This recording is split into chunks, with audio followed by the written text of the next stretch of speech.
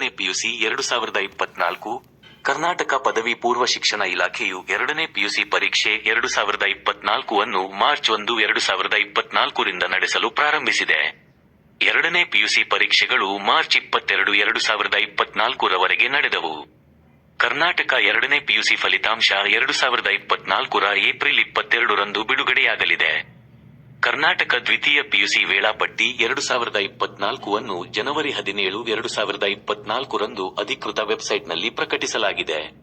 ವಿದ್ಯಾರ್ಥಿಗಳು 2ನೇ ಪಿಯುಸಿ ವೇಳಾಪಟ್ಟಿ 2024 ಅನ್ನು ಕರ್ನಾಟಕ ಅಧಿಕೃತ ವೆಬ್ಸೈಟ್ kseb.karnataka.gov.in/ ನಿಂದ ಡೌನ್ಲೋಡ್ ಮಾಡಲು ಸಾಧ್ಯವಾಗುತ್ತದೆ. ಧನ್ಯವಾದಗಳು. ದಯವಿಟ್ಟು A1 ಕನ್ನಡ ಯೂಟ್ಯೂಬ್ ಚಾನಲ್ ಅನ್ನು ಸಬ್ಸ್ಕ್ರೈಬ್ ಮಾಡಿ.